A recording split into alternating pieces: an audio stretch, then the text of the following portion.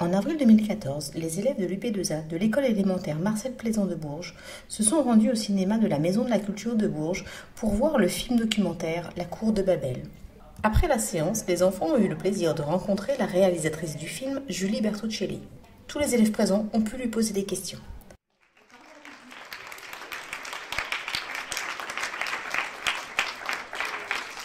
Voilà, je suis là pour répondre à vos questions.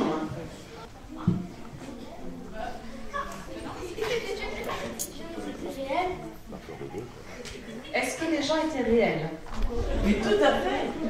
C'est pas seulement des gens réels, mais c'est pas des acteurs. C'est-à-dire que c'est vraiment des vrais élèves dans la classe. Parce que j'ai fait un documentaire. J'ai pas demandé j'ai pas écrit les dialogues, j'ai pas écrit l'histoire. Je suis allée les filmer pendant une année d'école. Et je suis allée comme ça 2 fois par semaine les voir. Et je leur ai rien demandé de faire. Ils faisaient ce qu'ils avaient envie de faire, ce qu'ils font d'habitude dans la classe. Et ils ont fait comme si j'étais pas là. Enfin, ils n'ont pas fait spécialement des choses pour moi en tout cas. Et ils se sont habitués à la caméra.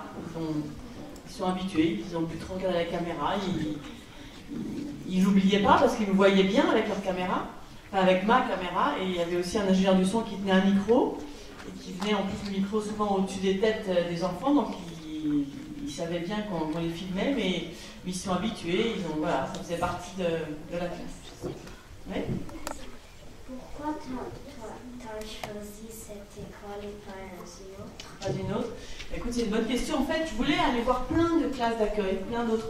En fait, j'avais rencontré cette professeure et je m'étais dit, tiens, j'ai vraiment envie. Et une classe, et la classe qu'elle avait eue l'année d'avant, je me dis, tiens, j'ai trop envie d'aller passer une année dans une classe d'accueil. Ça me donne trop envie d'aller voir comment on fait pour vivre ensemble quand on vient de plein de pays si différents, qu'on a plein de langues, d'histoires, de cultures différentes, de religions différentes.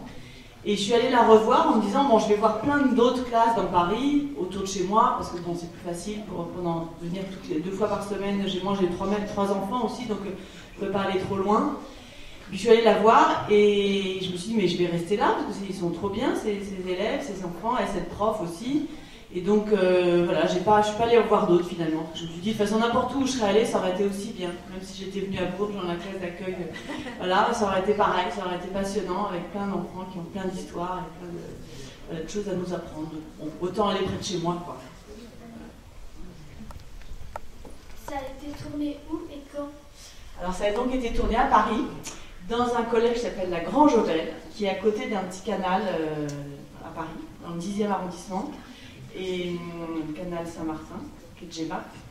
Et c'est un collège très grand, qui est un classé ZEP, qui est un peu en zone prioritaire, où il y a un peu plus d'argent que d'autres pour pouvoir faire des activités, notamment des activités culturelles et tout ça. Et j'ai tourné ça en 2011-2012, c'est-à-dire pas l'année dernière, mais celle d'avant. Maintenant, ils ont presque 2 ans de plus. En fait, moi, je vais vous demander, par exemple, comme nous, si on parle en classe, les autres qui parlent bien de français, quand ils rigolent des fois, plusieurs fois, est-ce que c'est normal que les autres rigolent sur nous? Alors normal, je sais pas, ça se fait. Je trouve pas ça. C'est normal peut-être, mais c'est pas super bien. C'est vrai que c'est pas très agréable, hein, quand les autres se moquent de toi ou vous ou des autres, c'est sûr que c'est. Mais bon, comme dit Naminata dans le film, en même temps, si ça fait rigoler, ça fait rigoler. Puis après, on s'habitue et puis c'est pas si grave. L'important, c'est de ne pas être blessé soi-même et de se dire que petit à petit, on va parler de mieux en mieux français. Et puis en même temps, ils vont être contents finalement. Moi, je trouve ça très beau, les accents différents et la manière différente de parler. Je trouve ça magnifique. Donc, moi, ça me fait pas rire. Par moments, ça peut faire rire parce que c'est vrai que ça fait des jeux de mots parfois. Tu vois, quand on parle mal, on dit des mots bizarrement qui peuvent vouloir dire autre chose. Donc, c'est plutôt drôle. Mais c'est pas pour se moquer, c'est parce que ça fait rire.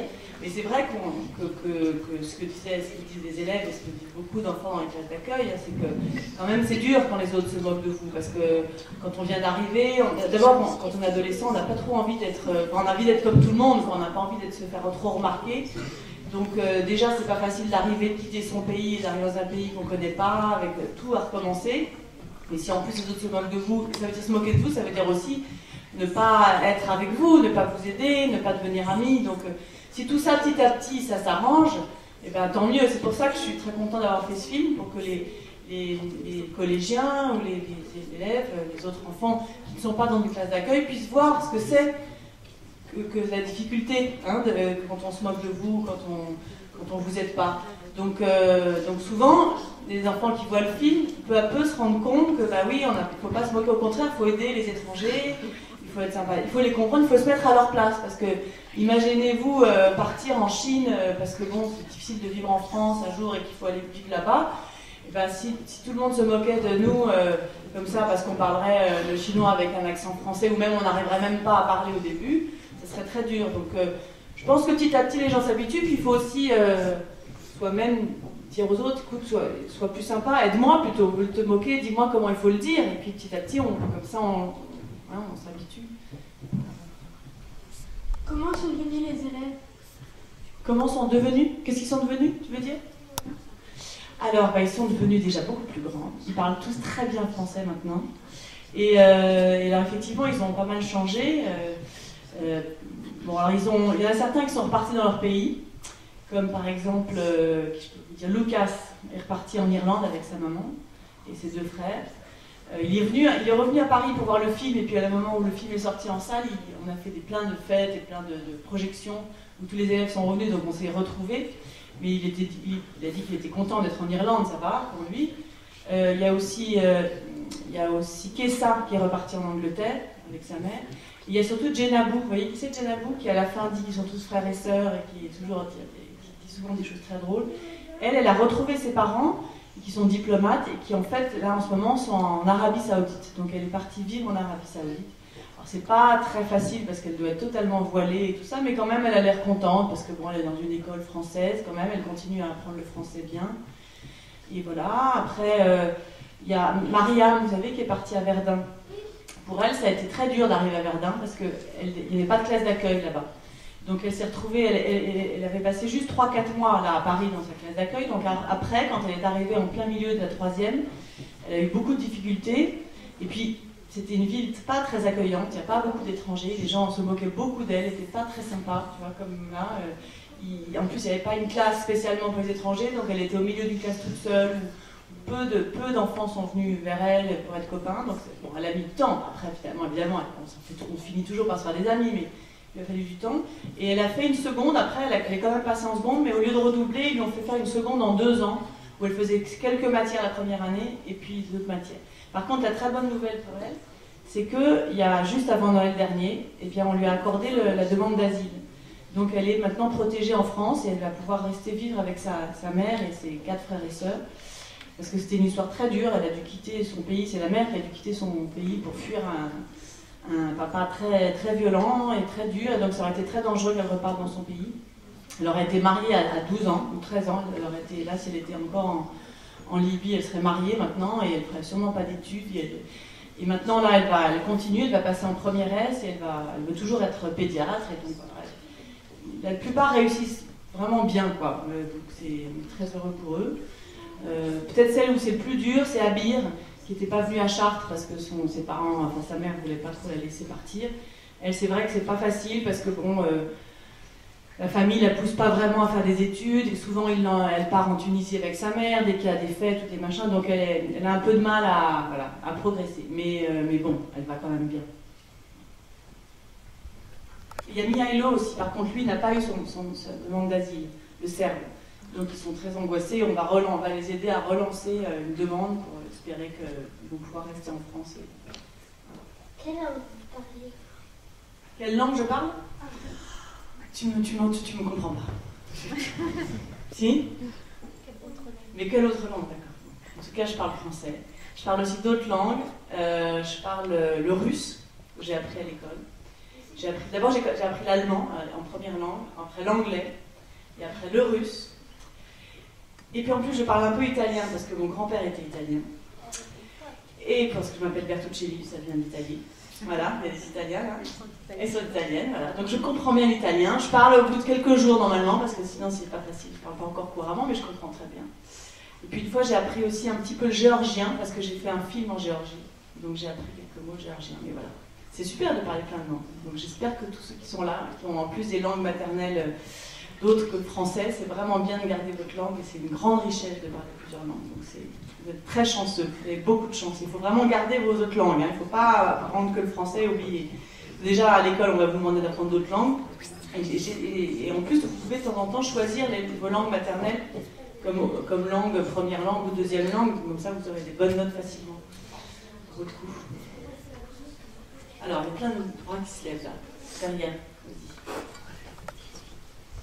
Est-ce qu'il y a des enfants avec qui vous aviez plus d'affinité?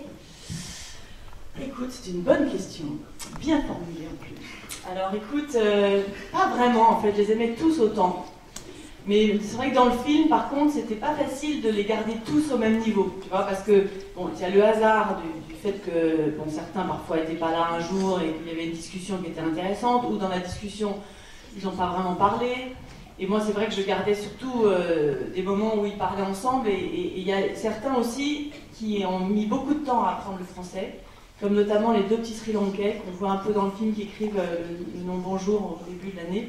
Ils ont mis beaucoup de temps. Je crois voir une Sri Lankaise dans la salle, n'est-ce pas? Donc c'est une langue difficile, non, le français, hein, pour les Sri Lankais et pour les Asiatiques en général. Donc elle a mis beaucoup de temps, enfin les deux frères et sœurs. Et donc ils ont même fait une deuxième année en classe d'accueil. Et donc c'est vrai qu'ils étaient en plus assez timides et ils n'ont pas beaucoup parlé pendant l'année, hélas. Mais maintenant ça y est, ils parlent couramment. Et si je faisais le film aujourd'hui, si c'était dans le classe d'accueil, ils participeraient beaucoup plus aux discussions. Donc c'est pour ça qu'on les voit un peu moins.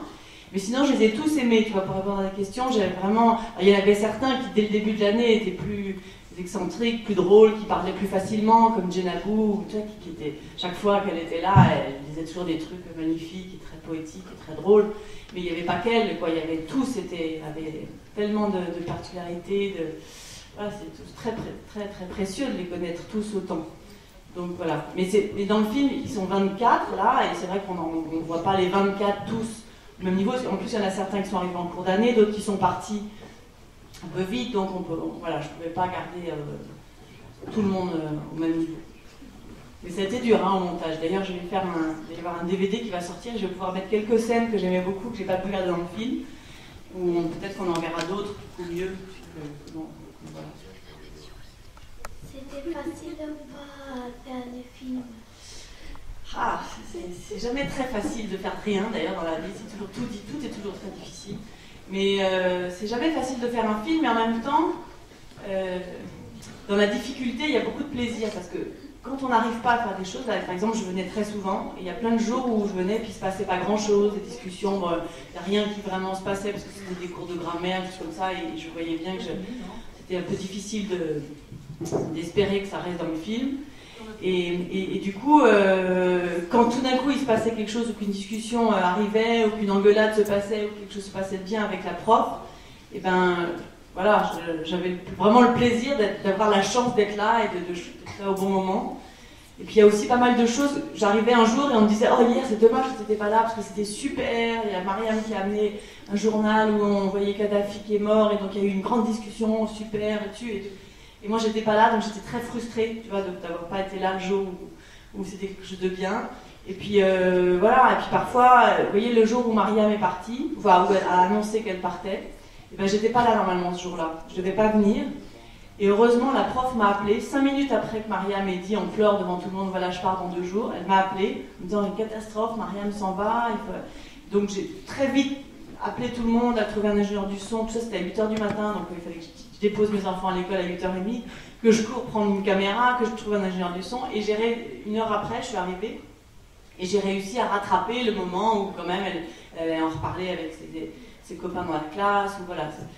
Donc ouf, j'habite pas loin, tu vois, c'est l'intérêt de faire un film pas loin de chez soi. Pourquoi avez-vous fait ce film?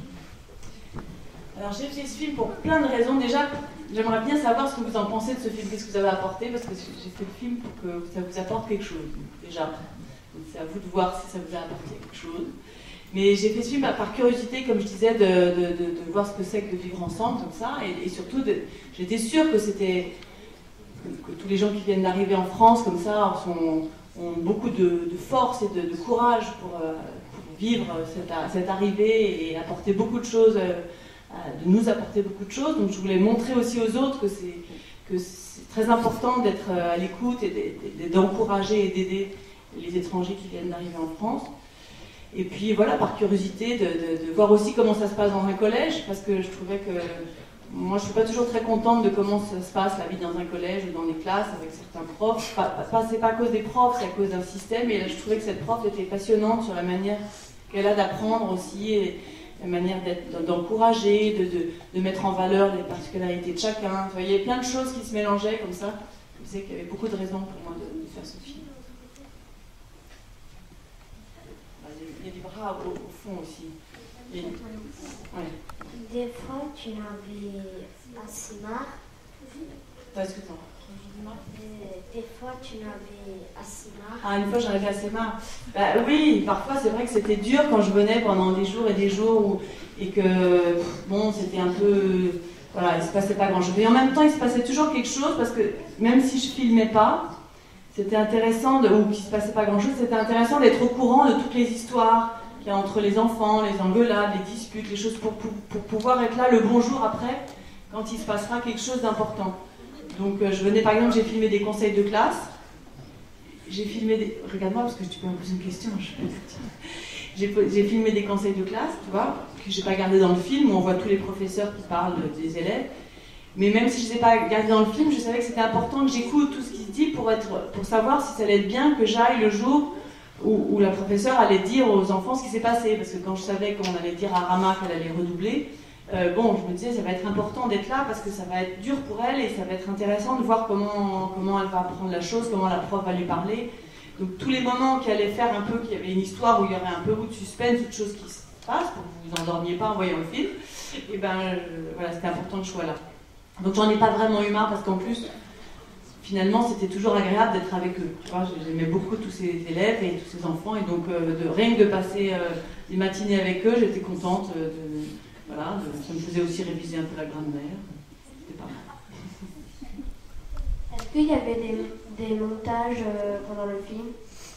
Alors oui, il y a eu j'ai commencé le montage. Donc, pour ceux qui ne savent pas, le montage, c'est le moment où on assemble tous les bouts qu'on a filmés, où on choisit les meilleurs moments et où on fait comme un puzzle, comme ça, où on colle les uns après les autres, pas avec de la colle, hein, je vous rassure, tout ça c'est avec l'ordinateur maintenant, où on essaie de construire le film.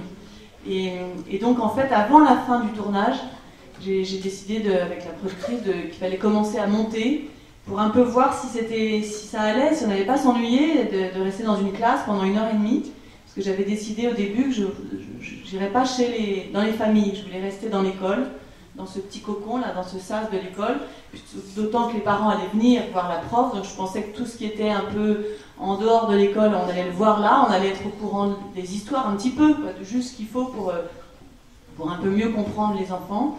Et donc j'avais décidé de ne pas aller chez eux, mais j'avais un peu peur que peut-être ça soit un peu dur de rester pendant 1h30 dans une classe. Alors, heureusement il se passait d'autres choses, on faisait aussi des sorties, des voyages et tout ça, et donc j'ai commencé à monter avant même d'avoir la fin du film, et c'est grâce à ça, en montant d'ailleurs, parce qu'on n'avait pas trouvé d'argent pour faire le film, il n'y avait aucune télévision qui voulait le film, et donc grâce au montage qu'on a fait, il y a un distributeur, le distributeur c'est celui qui décide qui prend un film et qui met l'argent qu'il faut pour faire la publicité et pour le sortir dans les salles de cinéma comme ici. Donc c'est très important d'avoir un distributeur, sinon le film il reste dans les boîtes, dans l'ordinateur et jamais personne ne le voit. Et qui arrive à convaincre les exploitants, comme voilà, les gens du cinéma, de le sortir dans la salle. Donc, puisque j'avais fait un montage, un distributeur qui s'appelle Pyramide a vu le film et elle a beaucoup aimé et a décidé de le sortir en salle. Donc on a été sauvés parce que sinon on n'aurait peut-être pas pu le finir parce qu'on n'avait vraiment pas beaucoup d'argent pour le faire. Alors on va prendre une dernière question, Julie, et puis éventuellement ceux qui n'auront pas posé leurs questions qui ont envie, on peut se retrouver juste après dans le bureau parce qu'il va y avoir une... Ah oui, il y a une autre séance. Donc une dernière question pour une deuxième, peut-être une dernière, si je réponds vite. Alors, à la fin du film, on voit dans le générique plein de noms, et dans le film, on a toujours le même nom. Vous avez fait un casting ou c'est juste comme ça? Non, alors, parce qu'on voit les noms de tous les enfants avec le nom des pays, ça c'est tous les enfants qu'on voit dans le film, et puis avec leurs parents après, on voit le nom de leurs parents, parce qu'ils sont nombreux. Puis après, j'ai marqué aussi, et merci à tous les gens que j'ai filmés mais qui n'apparaissent plus dans le film. Parce que j'ai filmé aussi plein d'autres parents et plein d'autres professeurs ou d'autres choses qui s'étaient passées pendant l'année et qu'on ne voit pas dans le film, et je voulais les remercier parce que quand même, ils ont accepté que je les filme. Mais tous les enfants qu'on voit, enfin la liste des enfants, la première liste qu'on voit, bon, on les entend peut-être pas tous parler, parce qu'il y en a certains, je dis qu'ils sont restés 2 mois et qu'on voit presque plus dans le film, mais je voulais quand même mettre tous les noms de la classe. avec les pays lesquels tu arrives. Allez, une dernière question. Vas-y. Tu veux? Est-ce que vous avez vraiment gagné des trophées avec la classe? Alors, c'est les élèves, oui, qui ont gagné un prix, même 2, donc dans le festival de Chartres et aussi au festival de Paris, qui est un festival que pour les films faits par des collégiens ou des lycéens ou des écoliers. Parce qu'il y a des festivals comme ça. C'est d'ailleurs dans un festival comme ça que j'ai rencontré cette professeure et la classe qu'elle avait avant. Parce que j'étais présidente d'un jury d'un festival de films scolaires. Et là est arrivée Brigitte avec 15 enfants qu'elle avait eu l'année d'avant, où ils avaient eu aussi un prix, parce qu'elle fait toujours des très bons films avec eux. Enfin, c'est eux qui font des très bons films. Ils ont souvent, ces enfants qu'elle avait, ils ont beaucoup de choses à dire, et elle fait des documentaires où ils parlent d'eux-mêmes, et où c'est toujours très émouvant et très intéressant. Et donc ils ont eu, oui, un prix, mais sauf qu'en fait, il y a une petite tricherie, c'est que dans l'année, ils ont fait 2 films. Et vous les verrez peut-être dans le bonus du DVD quand il va sortir. Ils ont d'abord fait un film d'animation autour de l'histoire de Salif Keita, qui est albinos. Et puisqu'ils travaillaient sur le thème de la différence, ils avaient lu un livre d'une écrivain que je connaissais d'ailleurs, que je leur avais proposé de rencontrer, qui avait écrit une petite histoire sur un livre pour enfants sur Salif Keita. Ils ont fait un film d'animation très beau, dessiné par Daniel, pas celui qu'on voit avec ses bandes dessinées, mais un autre enfant, celui qui dit qu'il ne voulait pas changer son appartement en quittant la Biélorussie, il voulait tout laisser, prendre que quelques livres, et lui aussi dessine très bien. Ils ont fait un très beau film d'animation qui s'appelait L'Enfant Lune. Et c'est ce film-là qui a eu le prix, mais c'est vrai que moi dans le film, j'ai pas montré comment ils ont fait ce film, parce que c'était très long, les films d'animation, puis c'était plus intéressant de les voir faire leur film où ils s'interviewaient eux-mêmes et où ils parlaient d'eux. Donc ils ont présenté les 2 films au festival, mais c'est le film d'animation qui a eu le prix, le 2e prix. Voilà. Mais je vous remercie beaucoup. On peut donc, puisqu'on doit laisser rentrer d'autres gens, on va aller dans le hall si vous avez encore une petite question. D'accord? Et merci beaucoup. Nous terminons cette émission par quelques réflexions des élèves de l'UP2A. Et moi, je pense que la cour de Babel, c'est le monde d'Italie, portugais, espagnol, arabe et français de tout. Mais je pense que les enfants qui arrivent en France, c'est difficile pour les enfants. Moi aussi, c'est un peu compliqué pour parler un peu. Mais moi, un peu, les enfants de l'autre classe de l'école de Babel, moi je pense qu'ils parlent bien. Et moi aussi, je peux parler bien. Et apprendre le français quand on est petit, pas le français, mais les langues, quand on est petit, c'est moins difficile parce que c'est facile, parce que quand tu deviens grande, après tu sais beaucoup de langues. Et après, quand tu es petit, ton cerveau, il peut mieux apprendre. Pour les petits, c'est mieux parler français parce que après quand tu es grand, tu sais parler français. Puis quand tu es grand, tu ne sais pas parler français et alors tu travailles beaucoup. Et alors, c'est mieux les petits, comme ça, quand tu seras grande, tu fais un travail beau